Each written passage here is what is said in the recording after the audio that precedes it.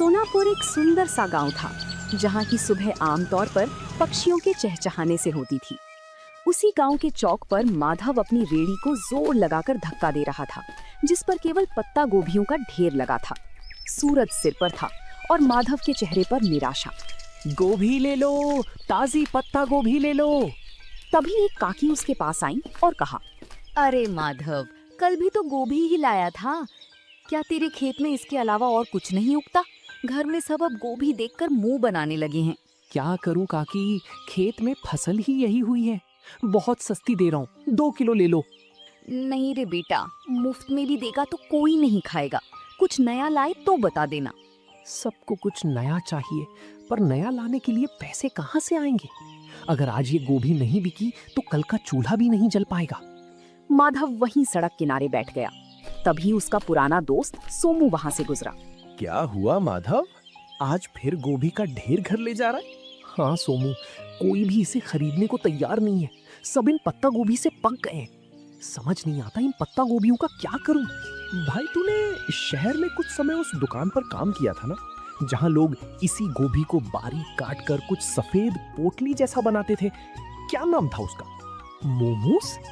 हाँ सोमू, वो लोग पत्ता गोभी का ही इस्तेमाल करते थे। सोमू की बात माधव के दिमाग में घर कर गई थी। उस शाम माधव घर लौटा तो उसके मन में एक ही धुन सवार थी। उसने अपनी बची हुई सबसे अच्छी पत्ता गोभी उठाई और उसे बारीक काटना शुरू किया। अगर मैं इन गोभियों को फेंकने के बजाय इनका रूप बदल दूं तो शायद बात बन जाए। मैदा घर में थोड़ा पड़ा ही है। वो रसोई में मसालों के साथ कुछ प्रयोग करने लगा। खुशबू फैलने लगी तो उसका पड़ोसी करीम चाचा अंदर आए। माधव मियाँ, ये कैसी खुशबू आ रही है? आज क्या कोई दावत की तैयारी है? आइए चाचा, दावत तो नहीं पर एक कोशिश कर रहा हूँ। ये देखिए, मैंने इन गोभियों को मसालों के साथ पकाकर इस मैदे की लोई में भर दिया है। अरे ये तो छोटी छोटी सफेद पोटलियां लग रही हैं। इन्हें तेल में तलोगे क्या? नहीं चाचा, इन्हें बस भाप में पकाऊंगा। ये बिना तेल का खाना होगा, जो गांव वालों के लिए बिल्कुल नया होगा। बिना तेल का? क्या लोग खाएंगे? यहाँ तो सबको तला भुना पसंद है। स्वाद अच्छा हुआ तो सब खाएंगे चाचा। बस दुआ कीजिए कि ये भाप में ठीक से पक जाए। कल सुबह गांव के चौराहे पर मैं इसी का ठेला लगाऊंगा। हिम्मत तो बड़ी है तेरी। चल ये पक जाए तो एक मुझे भी चखाना। अगली सुबह सूरज की पहली किरण के साथ ही माधव गांव के चौराहे पर पहुंच गया था। उसने अपनी रेड़ी के एक तरफ कटी हुई पत्ता गोभी रखी थी और दूसरी तरफ पीतल के एक बड़े बर्तन से भाप निकल रही थी। गांव के लोग जो रोज माधव को गोभी बेचते देखते थे, आज रुक रुक कर उसे ताकने लगे। तभी गांव का हलवाई बनवारी उसके ठेले पर आया और कहने लगा, अरे माधव, आज तेरा ये पत्ता गोभी का ठेला बड़ा चमक रहा है। ये बड़े बर्तन में क्या उबाल रहा है भाई? सुबह सुबह चाय बना रहा है क्या? नहीं बनवारी भाई, ये चाय नहीं है, इसे मोमोस कहते हैं। शहर का बड़ा मशहूर नाश्ता है। आज पहली बार अपने गांव में लाया हूँ। मो क्या? नाम तो बड़ा अजीब है, पर खुशबू बड़ी सौंधी आ रही है। इसमें डाला क्या है? वही अपनी ताजी पत्ता गोभी है भाई, बस बनाने का अंदाज नया है। ये देखिए, साथ में ये लाल चटनी भी है। तभी गांव का एक बुजुर्ग उसके पास आया और उसने कहा, बेटा, ये दिखने में तो बड़ा कोमल लग रहा है। क्या ये बुजुर्गों के खाने लायक है? मेरे दांत अब सख्त चीजें नहीं चबा पाते। बाबा, ये तो मुंह में जाते ही घुल जाएगा। ये भाप में पका है, बिल्कुल रूई जैसा नरम। आप बस एक बार जरा सा चक्कर देखिए। बुजुर्ग ने एक छोटा सा टुकड़ा चखा। पूरा चौराहा शांत हो गया। सब बुजुर्ग के चेहरे के भाव देख रहे थे। जैसे ही बुजुर्ग ने मोमोज का टुकड़ा चबाया, उनके चेहरे पर एक बड़ी सी मुस्कान फैल गई। माधव ने उन्हें थोड़ी और लाल चटनी दी। देखते ही देखते वहां मौजूद दूसरे लोग भी अपनी बारी का इंतजार करने लगे। वाह माधव, ये तो वाकई कमाल की चीज है। इतना नरम और जायकेदार, और ये लाल चटनी, इसने तो सोई हुई जुबान को जगा दिया। तभी वहां माधव का दोस्त सोमू भी आ जाता है। माधव, मुझे भी एक प्लेट दे भाई। कल तो तू बड़ा परेशान था और आज तूने यहाँ कमाल कर दिया।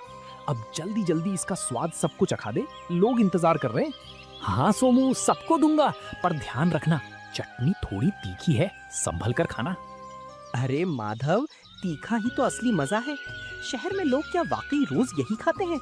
मुझे तो लगता था वहाँ के लोग बस महंगा खाना जानते हैं। हाँ काका, शहर में तो इसे खाने के लिए लंबी लाइनें लगती हैं। मैंने सोचा जब हमारे खेत में इतनी अच्छी गोभी होती है तो हम गांव वालों को ये स्वाद क्यों ना मिले।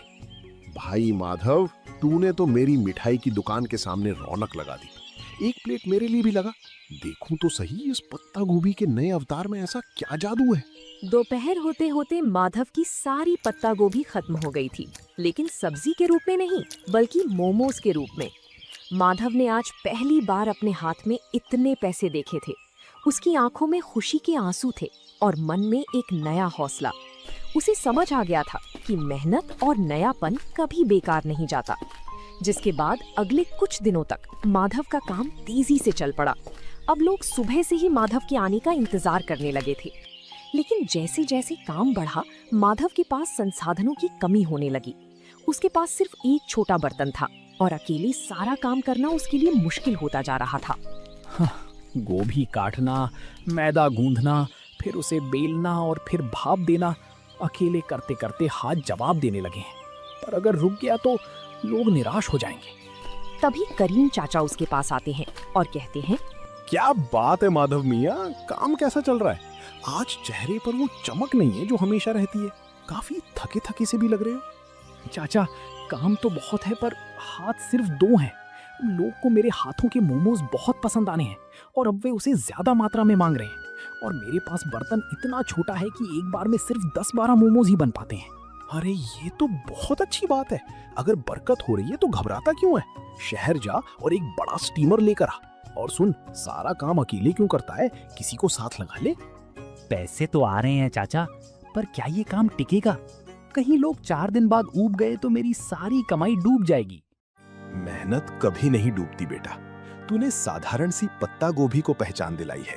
अब खुद को एक बड़ा व्यापारी बनाने की सोच। करीम चाचा की सलाह मानकर माधव ने अगले दिन अपनी रेहड़ी नहीं लगाई। वो पास के बड़े कस्बे के बाजार गया। वहाँ की भीड़ भाड़ देखकर उसे अपने पुराने दिन याद आ गए, जब वो दूसरों की दुकानों पर काम करता था। आज वो अपनी खुद की दुकान के लिए सामान खरीदने आया था। आइए भाई साहब, क्या दिखाऊं? होटल के लिए बर्तन चाहिए या घर के लिए? मुझे मोमोज बनाने वाला सबसे बड़ा 3 मंजिला बर्तन चाहिए। और हाँ, एक ऐसी मशीन भी देना जिससे सब्जियां बहुत बारीक कट सके। बड़े बर्तन की मांग तो बहुत है। आप कहाँ से आए हैं? शहर में दुकान खोल रहे हैं क्या? नहीं साहब, गांव में मेरा छोटा सा मोमोज बेचने का काम है। वहाँ लोगों को उसका स्वाद बहुत पसंद आ रहा है। ये तो बड़ी अच्छी बात है। ये लीजिए, ये स्टील का सबसे बढ़िया बर्तन है। इसमें एक साथ 50 मोमोज आराम से बन जाएंगे। और ये रही आपकी नई मशीन, इससे आपकी मेहनत आधी हो जाएगी। शुक्रिया। अब गांव लौटकर मुझे सिर्फ खाना नहीं बनाना, बल्कि अपने काम को और बेहतर बनाना है। कल से गांव वालों को मोमोज खाने के लिए इंतजार नहीं करना पड़ेगा। माधव जब नए बर्तनों के साथ गांव लौटा तो शाम हो चुकी थी। रास्ते में उसने ढेर सारी पत्ता गोभी खरीदी। उसे पता था कि अब उसका संघर्ष एक नए मुकाम पर पहुंच चुका है।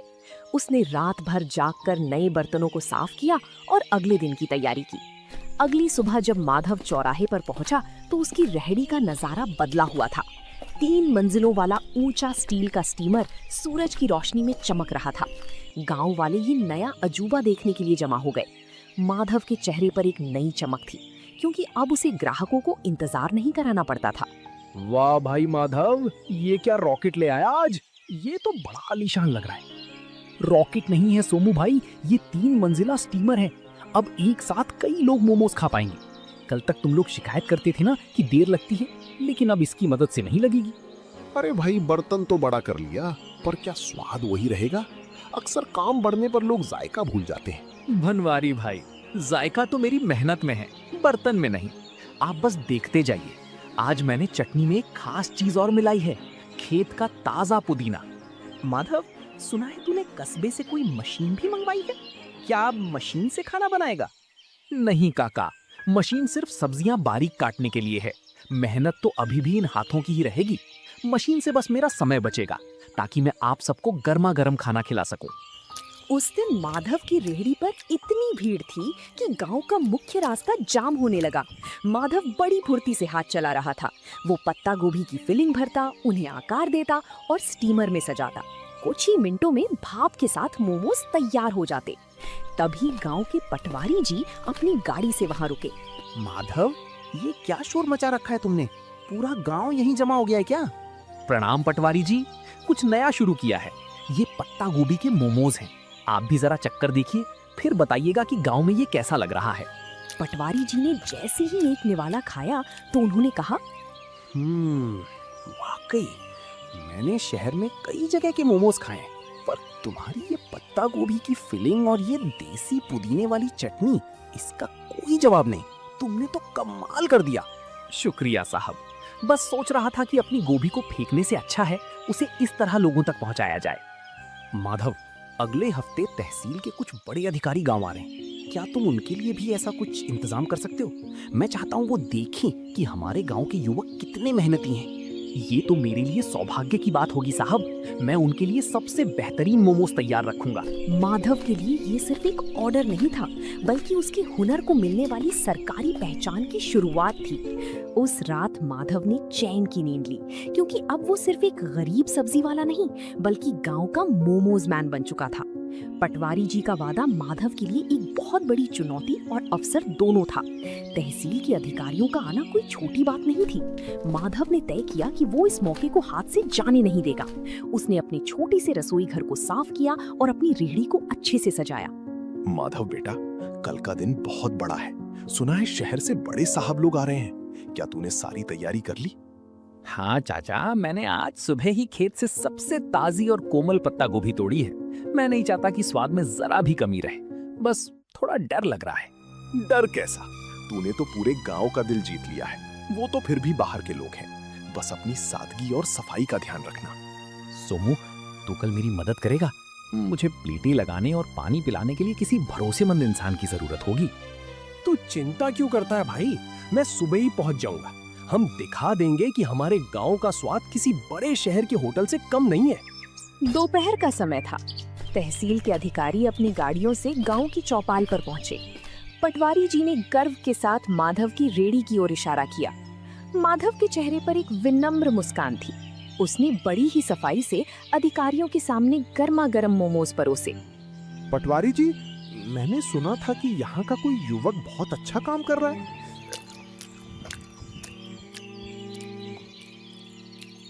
अरे ये तो वाकई लाजवाब है। इतना हल्का और इतना शुद्ध स्वाद।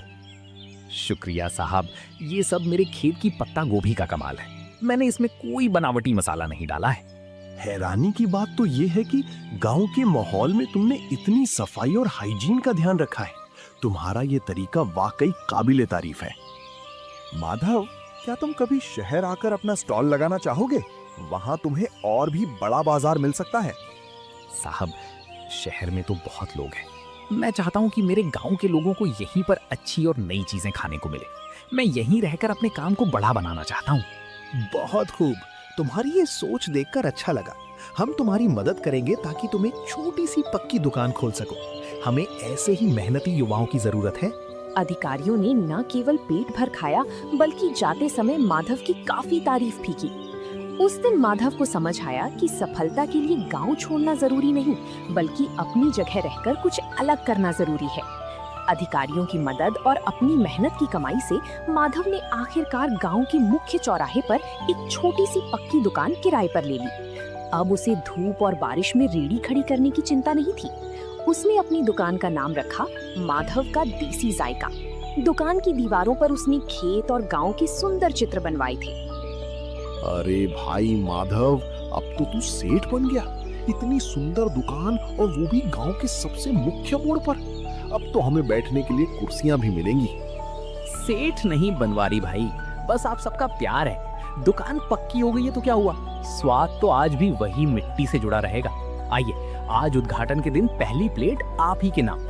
माधव मियाँ, देख रहे हो, जहाँ तू कभी गोभी का ढेर लेकर उदास बैठा रहता था, आज वहाँ तेरे नाम की धूम मची है। मैंने कहा था ना, गोभी को पहचान तूने दी है। चाचा, ये सब आपकी बातों का ही असर है। अब मैंने सोचा है कि मैं गांव के 2 और बेरोजगार युवकों को यहाँ काम पर रखूंगा। उन्हें मैं खुद ट्रेनिंग दूंगा ताकि वो भी अपना हाथ साफ कर सके। बहुत नेक ख्याल है बेटा। तरक्की वही है जो सबको साथ लेकर चले। वक्त बीतता गया और माधव की दुकान अब केवल सोनापुर ही नहीं बल्कि आसपास के 10 गांवों में मशहूर हो गई। लोग दूर दूर से उसके पत्ता गोभी मोमोज खाने आने लगे। माधव ने कभी अपनी गुणवत्ता से समझौता नहीं किया। वो आज भी रोज सुबह अपने खेत से ताजी गोभी खुद तोड़कर लाता था। माधव भाई, आज तो शहर से भी कुछ लोग आए थे। कह रहे थे कि सोशल मीडिया पर तुम्हारी दुकान की बड़ी चर्चा है। अब तो तुम्हें शहर में भी ब्रांच खोल लेनी चाहिए। सोमू, शहर की चकाचौंध अपनी जगह है, पर जो सुकून इस गांव की हवा और अपनों के बीच काम करने में है वो कहीं नहीं। मेरा मकसद सिर्फ पैसा कमाना नहीं था, बल्कि अपनी मेहनत को एक नई दिशा देना था। तुमने वाकई साबित कर दिया कि अगर इरादा पक्का हो तो एक गरीब सब्जी बेचने वाला भी अपने हुनर से तकदीर बदल सकता है। मेहनत का कोई विकल्प नहीं होता सोमू। आज जब मैं पीछे मुड़कर उन पत्ता गोभी से भरी रेहड़ियों को देखता हूँ तो मुझे गर्व होता है कि मैंने हार नहीं मानी। तो दोस्तों, आप लोगों को ये कहानी कैसी लगी कमेंट करके जरूर बताएं और ऐसी कहानियों को देखने के लिए वीडियो को लाइक करें और चैनल को सब्सक्राइब करें।